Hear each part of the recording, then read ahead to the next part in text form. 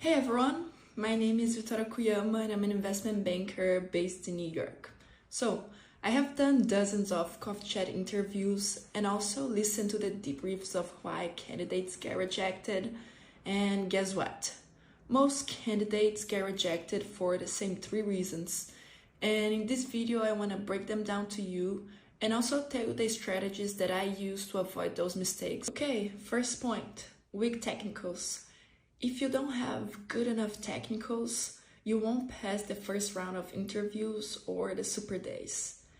And why do I say good enough technicals? So, especially if you are undergrad, people may forgive you if you don't know an advanced accretion and dilution question, but they won't forgive you if you don't know why we subtract cash from enterprise value. And this is why I used the 80 to 20 approach when I was preparing.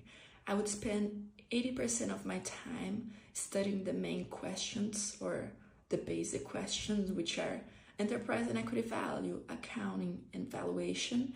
And the rest of the time, the remaining 20%, I would spend on M&A, LBO, and the most advanced questions. And the second strategy is always know one layer deeper. Okay, what do I mean by that?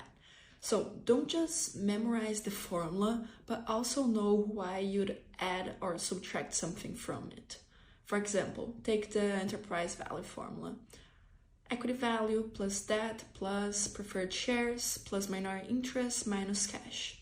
Okay, but why do you subtract cash? Or why do you add minority interest? You should be able to articulate those answers to the interviewer. The second mistake is weak reasons for why investment banking and why that specific group. And for this bucket, you really just need to understand what investment bankers want to hear. So for why investment banking, what do they want to hear? A logical and personal reason for why you want to go into investment banking, that you understand what the job is, that you can grind, and that you are there for the long term, that you're not just doing 2 years and then leaving. So when I was thinking about how to answer this question, I thought about, okay, how can I answer those 4 mini questions in a few sentences? And for why that specific group, what they want to hear is that you are genuinely interested about what they do and that you have personal ties or experience or skills that make you a natural fit to the group. For example, I wanted to work in the Latin America group because I'm originally from Brazil and I grew up playing tennis across South America during my teens.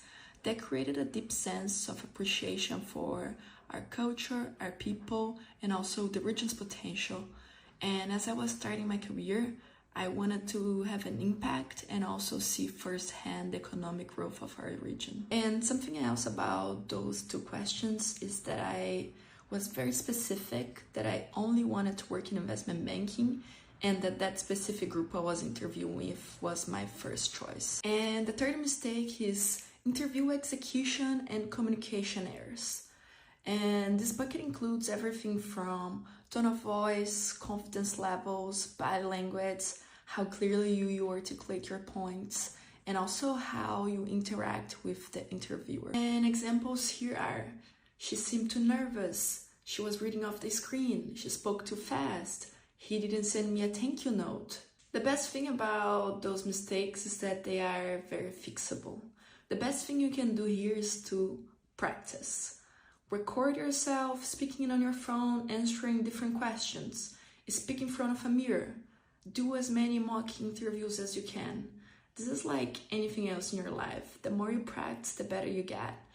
The more you practice, the more you understand why you are not doing so well, where you're failing, what is looking a little bit off, and you understand why you need to get better to be better at your next interviews. And the last point here is ask thoughtful questions and send a thank you note.